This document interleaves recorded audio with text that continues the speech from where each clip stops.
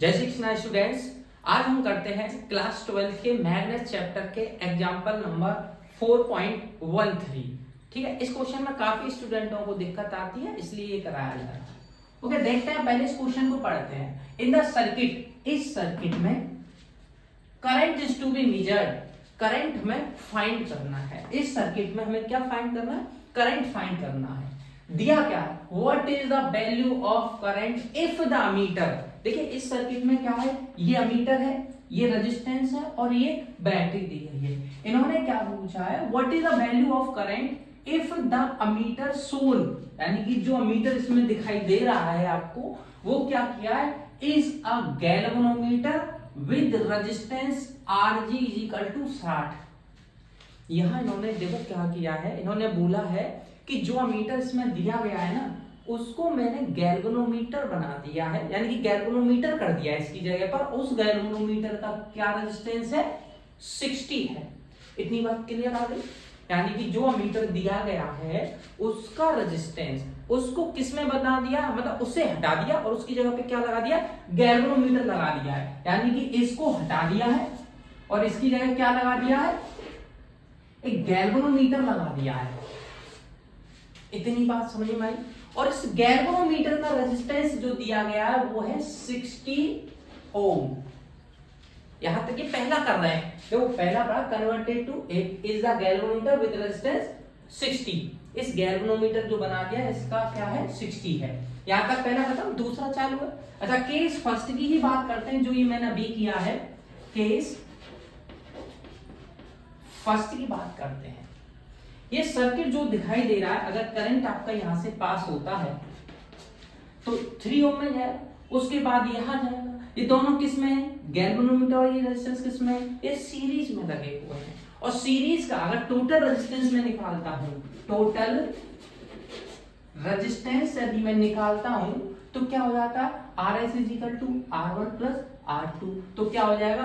3 plus 60 is equal to कितना आ गया? 63 ओम।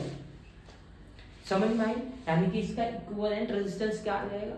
63। अच्छा, वोल्टेज की वैल्यू क्या दी गई है? वोल्टेज की वैल्यू है आपकी 3 वोल्ट। पूछा क्या है?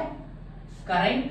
तो करंट का फॉर्मूला यदि ओम्स लॉ से करते हैं, V is equal to IR और I is equal to V upon R, तो क्या हो जाएगा? V upon R। और V कितनी दे रखी है? 3, एंड R कितनी निकाल ली हमने? 63। तो ये क्या हो जाएगा? Ampere. This is the answer. समझ में आया?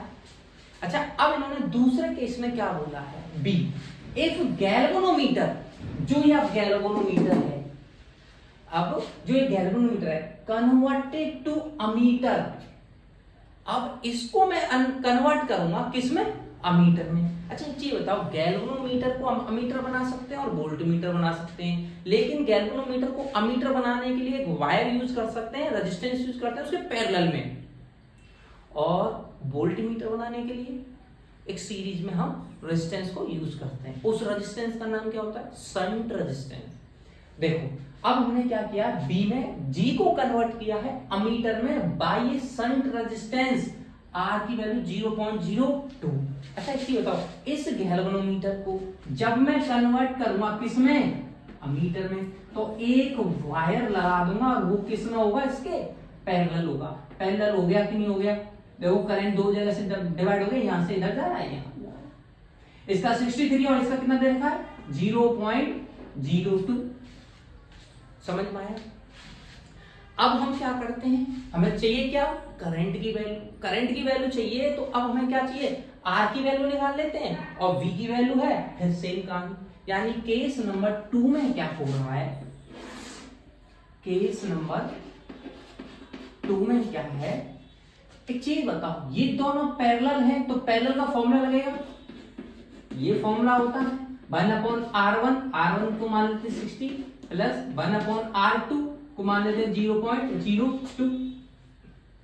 क्लियर? समझ में आई? जब मुझे इसकी वैल्यू चाहिए तो इन दोनों का एलसीएम लेंगे।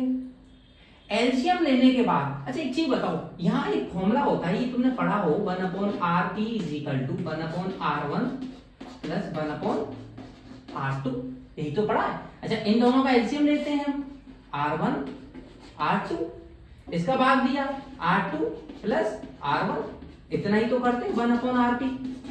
RP की वैल्यू चाहिए तो इसको जस्ट अपोजिट करोगे या क्रॉस मल्टीप्लाई करोगे, तो RP की वैल्यू क्या आ गई, R1 R2 upon R2 plus R1।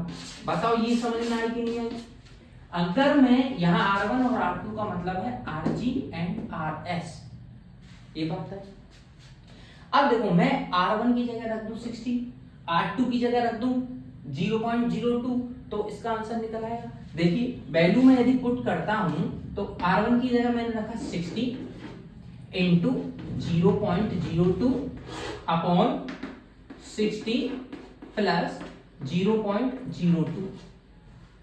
अच्छा देखो इसका मैं जोड़ता हूं तो 60.02 और इसका भाग दूंगा फिर इसमें, तो क्या होगा, जब मैं भाग दूंगा तो एप्रोक्स वैल्यू जो होगी वो 0.01999 करके आई, जिसको मैं एप्रोक्स वैल्यू मान लेता हूं कि आरपी की जो एप्रोक्स वैल्यू जो मैं लिख देता हूं 0.02 लिख दी, एप्रोक्स वैल्यू लिख दी तो 0.999 करके 0.0199 आएगी इधर, तो मैंने इसको क्या कर दिया है, एप्रोक्स वैल्यू लिख दिया है, ऐसे 2 के समते मैंने लिख दिया है। ये बात तो बढ़ा होगा ना, तीसरा जो अंक होता है वो 5 से बड़ा हो तो 1 इधर बढ़ जाता है तो 0.02 होता है, लिख सकते हैं। अच्छा आरपी की वैल्यू अब ये आई, यानी कि इस ये देखो ये बन क्या गया है, वैसे अब ये अमीटर बन चुका है और इसकी वैल्यू जो है वो 0.02 है। अच्छा इसके साइड में एक और रेजिस्टेंस है 3, अगर मैं टोटल रेजिस्टेंस की बात करूंगा तो ये और जो निकल के आया वो किस में होंगे, वो सीरीज में होंगे। अच्छा सीरीज का फॉर्मूला फिर वो दोनों जुड़ जाएंगे, यानी कि 0.2 यानी कि टोटल रेजिस्टेंस अब हम जो निकालेंगे तो वो क्या हो जाएगा 0.02 प्लस 3 भाई सीरीज में है। अच्छा 3 को जोड़ दिया तो आंसर आया मेरा 3.02 ओम। क्लियर? चाहिए क्या, करंट। अच्छा करंट की वैल्यू फाइंड करने के लिए मैं अभी यहीं पे लिखता हूं कि करंट का फॉर्मूला होता है I = V/R, और V तुम्हें मालूम है T और R अभी आपने निकाला 3.02। क्लियर, समझ में आई? आपका आंसर एम्पियर। दूसरा केस भी इतना ही इजी है, ज्यादा टफ नहीं है। तीसरे केस को देखते हैं। उन्होंने कहा है सी में आइडियल अमीटर विद 0 रेजिस्टेंस, जो ये अमीटर बना है हम मान लेते हैं कि इसको हटा के हमने एक अमीटर और लगाया है और उसका रेजिस्टेंस क्या है, 0 है। अगर मैं इसको हटाकर आइडियल अमीटर, देखो अमीटर जो आइडियल होता है उसका रेजिस्टेंस क्या होता है, 0 होता है और आइडियल वोल्टमीटर का इनफाइनाइट होता है। अच्छा मैंने क्या कह रहा हूं कि अब जो मैं इसको हटाकर क्या लगा रहा हूं, अमीटर लगा रहा हूं। अच्छा अमीटर जो है वो उसका रेजिस्टेंस में क्या मान रहा हूं, 0 मान रहा हूं, तो ये वायर में क्या है 0 रेजिस्टेंस। तो रेजिस्टेंस की वैल्यू देखो इसकी जगह मैं अगर कह दूं तो जो ये मैं अमीटर लगा रहा हूं इसका क्या है 0 रेजिस्टेंस है और ये इधर क्या है 3 ओम है और ये क्या है बैटरी है।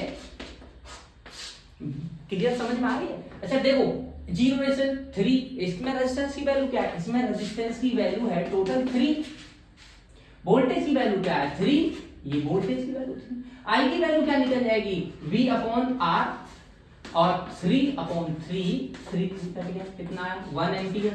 क्लियर? यानी कि आप इस सवाल को, इस तरीके के सवाल को जो भी है आसानी से पढ़ने की कोशिश करो, अपने शब्दों में समझने की कोशिश करो। अगर इस क्वेश्चन से रिलेटेड कोई भी क्वेश्चन है आपका तो आप कमेंट बॉक्स में उस क्वेश्चन को लिख सकते हो। ठीक है, थैंक्स बच्चों।